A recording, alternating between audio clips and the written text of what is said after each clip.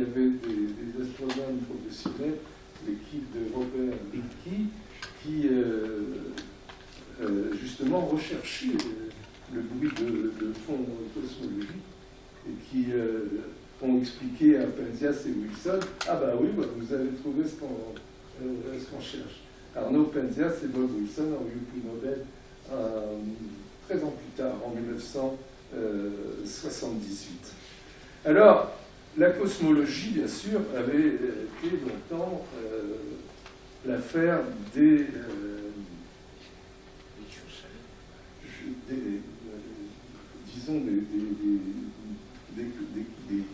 amateurs, des philosophes, etc. Par exemple, les premiers qui imaginent l'univers tel qu'on se le représente maintenant, avec des galaxies, des nébuleuses extragalactiques, avec des univers-îles, ce sont Thomas Wright, qui était architecte et concepteur de jardin. C'était une sorte de Le Nôtre anglais. Et puis l'autre, c'est Johann Lambert, qui était un mathématicien luxembourgeois. On pourrait aussi mentionner un autre cosmologiste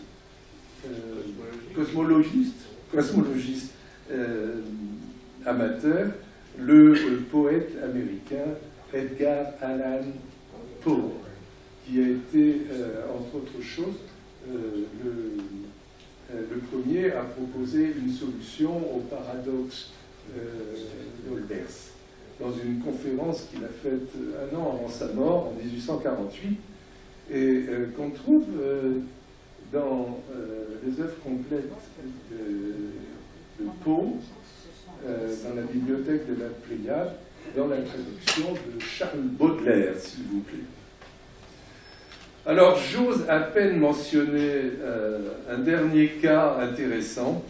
Je raconte dans mon livre comment, au début du XXe siècle, un jeune ingénieur électricien, diplômé de l'école polytechnique de Zurich, dont le père possédait une petite usine de matériel électromagnétique, fut recruté à l'Office des brevets de Berne, la capitale de l'horlogerie de langue allemande, pour travailler sur les dossiers de synchronisation des horloges de chemin de fer. Bon, vous avez deviné de qui il s'agissait. Il s'agissait de Albert Einstein. Vous connaissez la suite. Alors, et aujourd'hui, eh bien, les choses ont bien changé depuis cet âge d'or des amateurs qui se termine dans le courant de la première moitié du XXe siècle. En effet, au cours du XXe siècle, se produit un double mouvement. D'une part, l'astronomie officielle se détache de ses applications qui, elles, deviennent l'apanage d'organismes spécialisés comme, par exemple, en France, l'IGN, le CNES, etc. Et l'astronomie s'oriente pratiquement tout entière vers l'exploration de l'univers, c'est-à-dire vers l'activité des amateurs du siècle précédent que nous venons de passer en revue. Et puis d'autre part, on assiste à une professionnalisation croissante de la recherche, avec en France, par exemple, la création du CNRS, ou aux États-Unis, avec l'essor de la Big Science, le projet Manhattan, la NASA et tout le reste. Alors, de toute façon, les investissements, les frais de fonctionnement requis pour les nouvelles techniques, la physique nucléaire, la recherche spatiale, ou les grands équipements d'observation au sol et les moyens informatiques associés, ne sont tout simplement plus à la portée d'individus, même très fortunés. Quand bien même le mécénat continue, du moins aux États-Unis, par exemple, vous avez entendu parler des grands télescopes Keck, Keck est un magnat du pétrole qui a financé ces instruments. Alors, parallèlement à cette professionnalisation de la recherche qui s'oriente, de la recherche astronomique qui s'oriente presque entièrement vers l'exploration de l'univers, l'activité des amateurs au XXe siècle s'est considérablement démocratisée. Leurs instruments se sont standardisés, puis industrialisés. Mais du coup, les grandes innovations ne sont plus leur fait. Je voudrais en profiter pour rendre hommage à quelqu'un qui vient de mourir il y a 3 semaines, et qui a été, avec Jean Texereau en France, que vous connaissez peut-être, un des grands promoteurs de l'astronomie d'amateur au XXe siècle. Il s'agit de M. Dobson,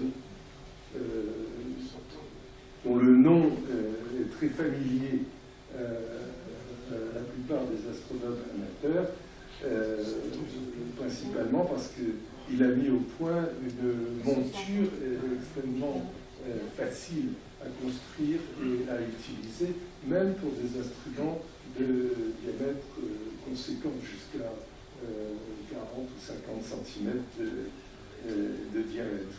Alors en outre, John Dobson est un personnage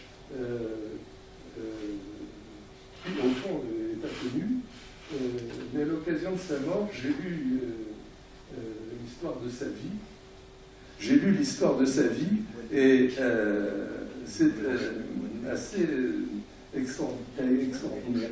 Il est mort dans sa 99e année, ou comme il disait lui-même, dans sa 99e orbite autour du Soleil. C'est un type qui était né à Pékin en 1905. Ses parents étaient missionnaires baptistes. Il a vécu 23 ans comme moine dans un monastère hindou. Et puis il est devenu clochard aux États-Unis. Il y a encore 20 ans, on pouvait le rencontrer sur les trottoirs de San Francisco, où il arrêtait les passants pour leur montrer l'anneau de Saturne, par exemple, en leur disant « Mais regardez, no charge, c'est gratuit ». Et il vivait, il était SDF dans le Golden Gate Park à San Francisco.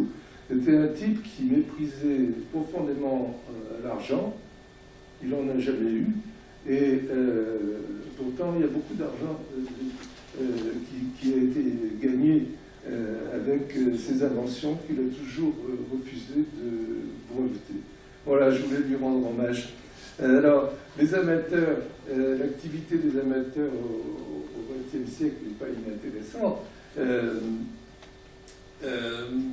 Leurs observations se sont trouvées cantonnées à des secteurs où ils bénéficient du nombre et de la continuité des observations, par exemple la surveillance des satellites artificiels, des astéroïdes, de l'atmosphère de Jupiter. Voilà un excellent exemple d'un travail remarquable effectué par un amateur qui a réussi à photographier l'arrivée imprévue par hasard d'une comète qui a percuté Jupiter en 2010,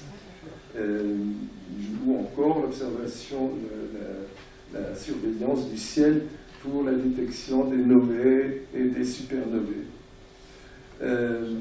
Bon, ça n'est pas inintéressant, mais ça n'est pas pour moi l'essentiel du rôle que jouent encore les amateurs de nos jours.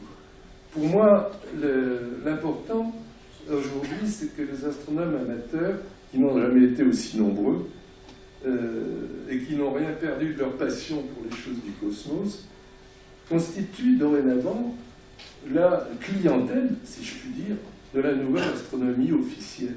Ce sont les astronomes amateurs qui sont devenus le marché, pourrait-on dire, de l'astronomie.